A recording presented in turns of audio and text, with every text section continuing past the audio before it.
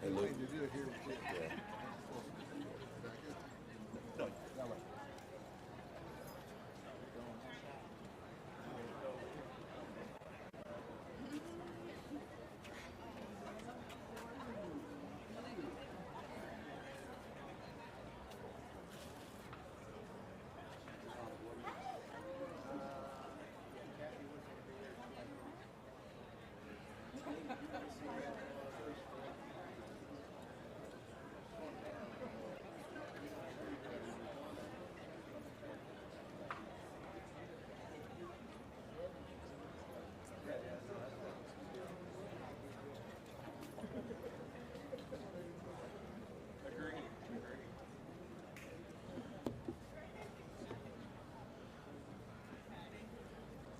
To the city of Little Rock, we are all gathered here today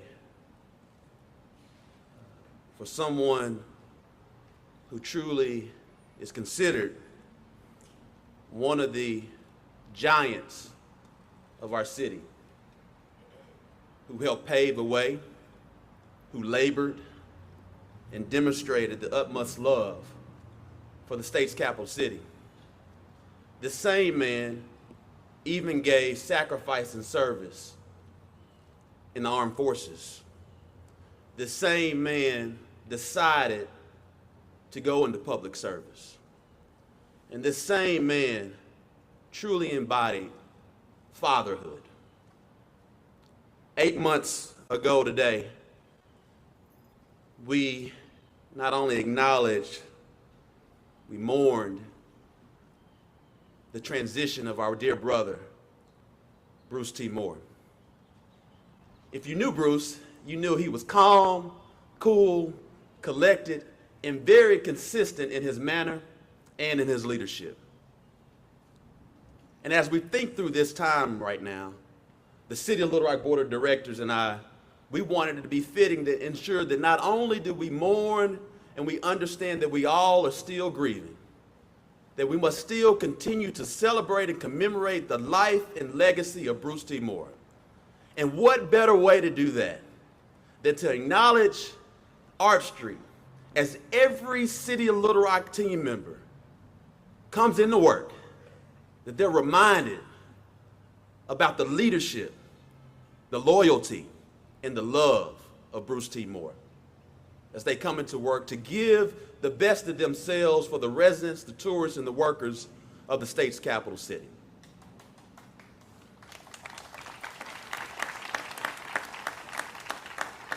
I want to add that it was unanimous, just like Bruce would want. When the City of Little Rock Board of Directors and myself, we decided to make this decision to honor him because he always strived for consensus building. He always figured out a way how to get things done. And he always wanted to make certain that everyone knew it was about Little Rock first and foremost. And so today, we will hear from his dear friend and high school classmate, Susan Langley. We'll hear from one of the boys, if you understand that it is Boys Weekend right now.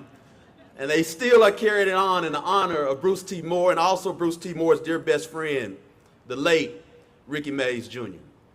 And so we'll hear from Darren Williams, one of the chief big brothers of this process. Before we go, I also want to make a point to share that Bruce was not only a great father, he was a great mentor. He mentored me and countless other young black men to do better than what we started with by ensuring that we worked hard to go further than where we were. Today, we honor, we continue to share the love for Bruce T. Moore. We'll now hear from Darren Williams.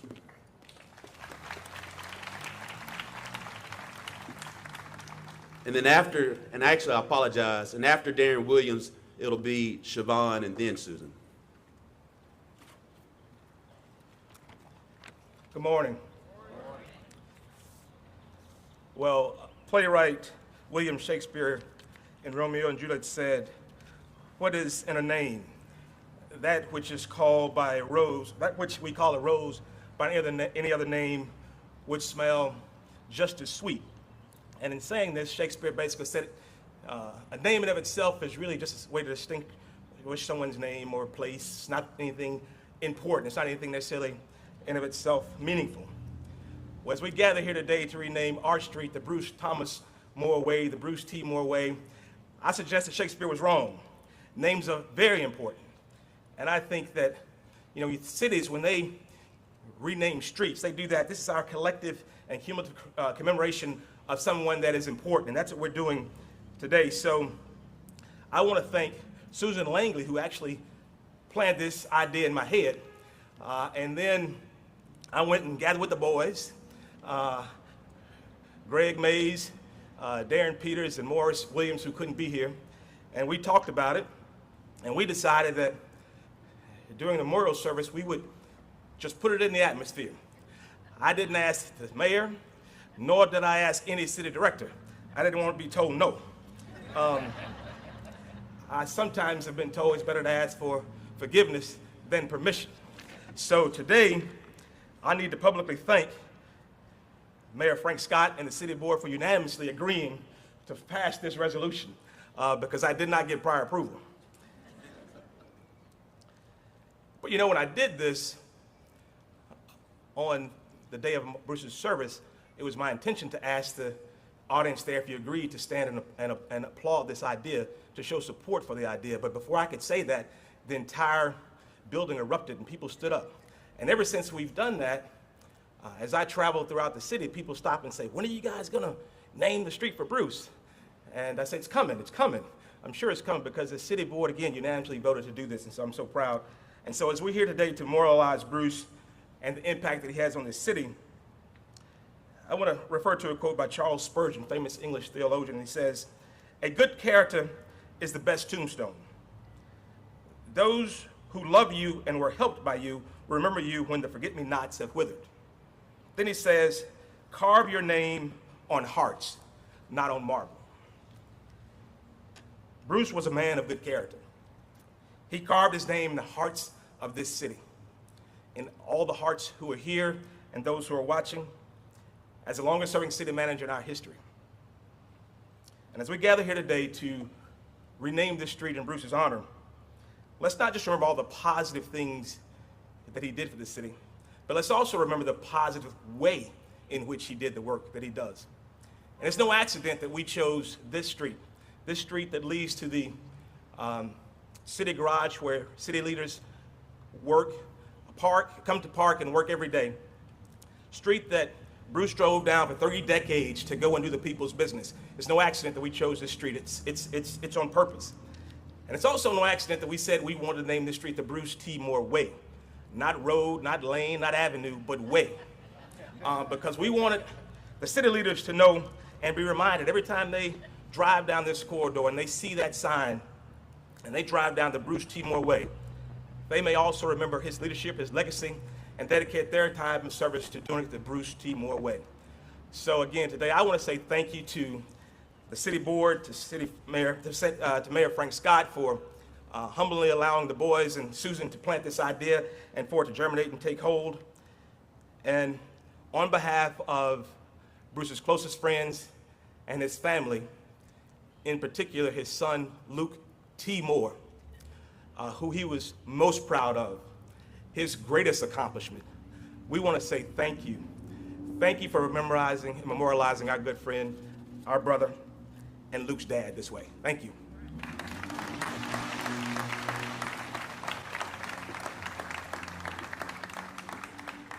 Thank you so much, Darren. We'll now hear from Siobhan, Bruce's beloved fiance.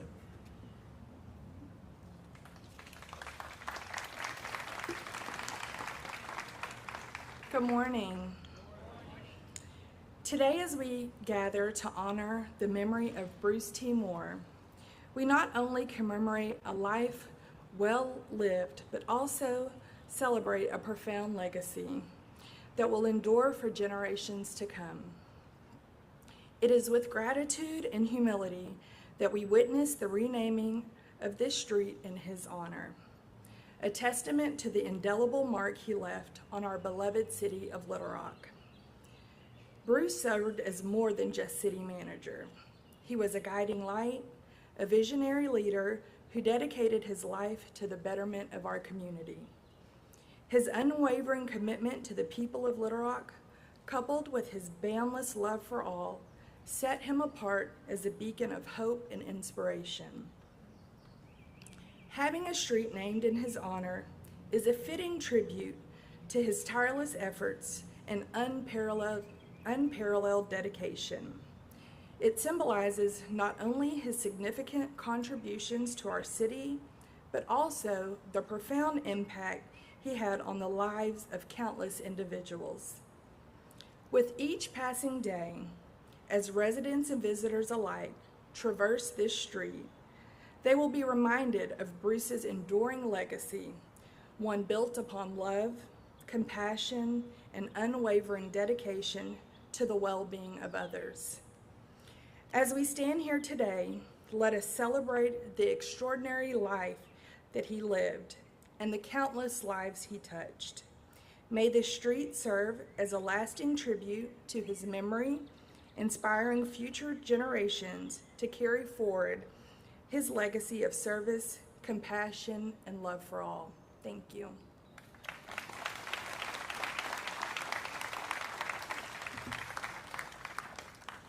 We'll now hear from Bruce's dear friend, sister, high school classmate, Susan Langley.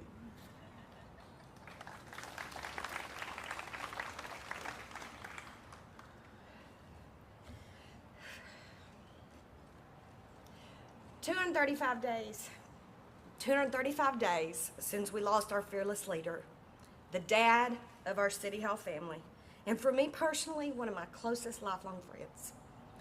People ask me all the time, how has City Hall changed, and how is his presence missed the most? Believe me, there are a million serious, heartfelt ways that our lives have changed forever. But in keeping with how I usually handle grief, I prefer to keep things a little lighthearted. So I'm going to list some things here. We miss his micromanaging. Dude had the market cornered on that. We miss that quirky sense of humor. We miss the heels of those shoes clicking up as they came up the stairs and the sound of those same shoes as they shuffled down the hallway. We miss how we would get frustrating in staff meeting, and in an attempt to form his words, he would tap those fingers, giving him time to gather those words. Now, any of those that have ever sat in a staff meeting, Wendell, Sarah, all the department directors, and Brian, there was a rhythm and a cadence to his finger tapping. It was in threes. So he tapped like this 3 times, and then he did this. That lets you know that sometimes he had to do it twice because it was something serious and he was about to unload. We miss how we would get so excited during Employee Appreciation Week and love to have trivia at every single event so that he could award time off to the employees, which he considered his family. Some things you may not know about Bruce. He was a borderline hoarder when it came to paper and documents. He loved to save things. The file folders upstairs, the file cabinets are absolutely busting at the seams with folders, much like this, with a label that only had 1 piece of paper in it. We made so much fun of him, but you know that Lori, Rachel, Dakia, Queena, Allie, Ashley, and Ramona would give anything to once more make a label for his beloved manila folder with 1 piece of paper. He was a bit OCD about the appearance of City Hall from the street. It absolutely unnerved him to drive by City Hall and notice that one window blind was up and the other one was not. So, of course, my favorite thing to do would be to periodically go up behind him and move one of the blinds up and then just sit back and wait for him to come to my office and say, would you please lower it? They either had to be all up or all down. So it's only fitting today that his street sign, complete with his beloved LR logo, will be here forever at City Hall, keeping an eye on my blinds. He saved absolutely everything and loved to pull it out and make a point or to refresh your memory or to get the best of you. And when he did get the best of you, that smirk would appear, he would pivot on those heels and stroll and shuffle on out your office. I want to close by reading a letter, and before I do, I want you to keep in mind that this letter was written by a very high-strung 18-year-old girl, so it is very dramatic. January 28th, 1985 at 2:05 p.m. Dear Bruce Moore, and you called me a snob. That's the pot calling the kettle black. I think that you were too busy calling me a snob that you forgot about yourself. If you could get your head out of the clouds for a minute or two, I'd appreciate it if you would maybe talk to me, but low be it for me to request some of your self-centered time. I get the hint you only want to talk to people that you want to. Okay, I can accept it. It just looks to me like you've forgotten who your, underline, real friends are. Please, oh please forgive me for taking up this small amount of your precious time that you could have had used to talking to your other friends, again, underlined. Again, let me take this opportunity to apologize for taking up your time. I promise that I won't ever do it again. Well, so long, friend. Sincerely yours, Susan Langley. And then there was a P.S. Smile, or your lips will stick together. Then you won't able to talk, but wouldn't really affect me that much since you don't talk to me anymore. So just do what you want. And then a PSS, because I knew that the day after graduation, he was leaving for basic training for the Army Reserves. I had to put the knife in. And I ended the letter by saying, may the fleas of 1,000 camels find their way to your bed. You might ask why I read this letter. Well, this is one of those things, those many items that he saved. And he sat on for 19 years. And on June the 28th of 2004, he brought it back to me with a note that said, Dear Susan, now aren't you glad I'm a forgiving person? Bruce. I read this in jest, but in all seriousness, if there's someone out there that you need to forgive or make right with, do it before it's too late. Thank you.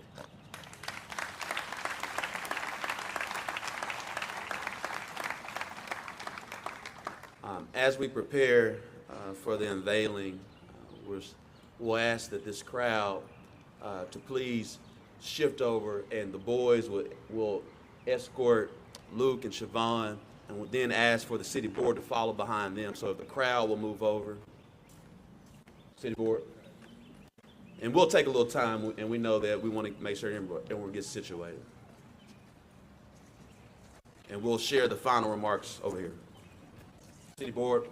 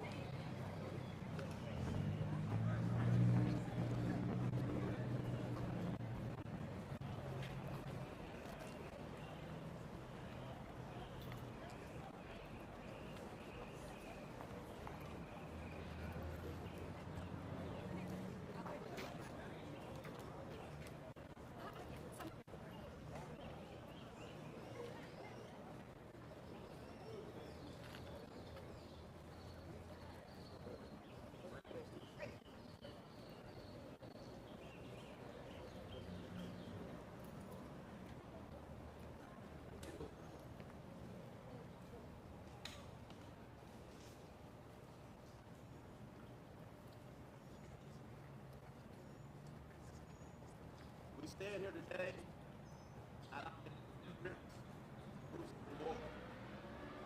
We honor him forever. More to be better people. Luke.